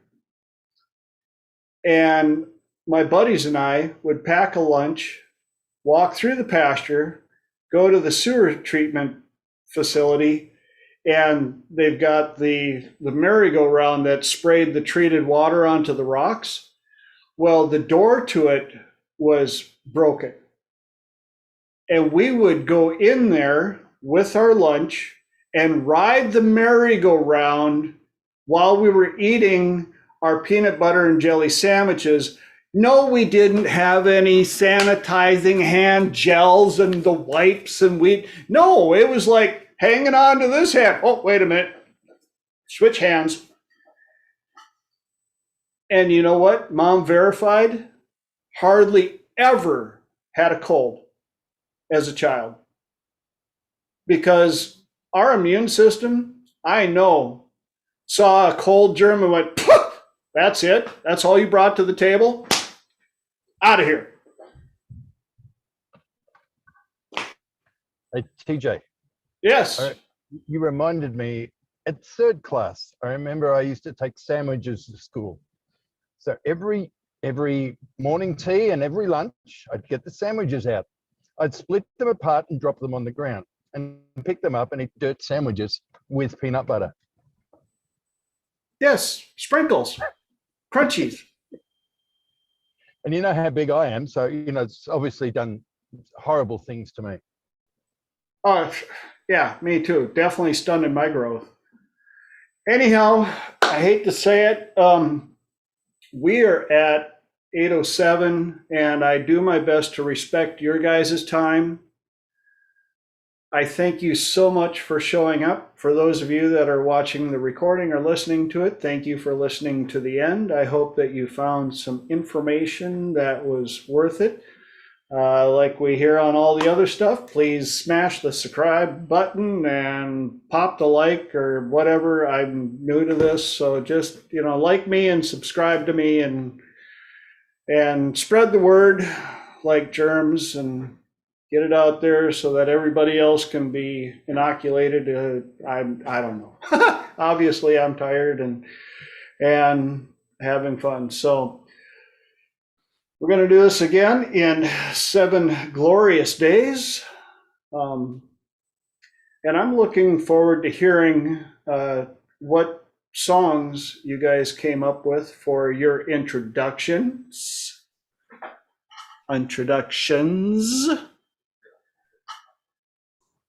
And anything else that you had for takeaways. So go out in the world, enjoy life, make people better than they were when you met them. Spread love and peace, and love you all. Thank you, TJ. Welcome. Thanks, TJ. Good night, TJ. Thank you. You're Yes, welcome. thank you. Thank you, man. Bye, YouTube.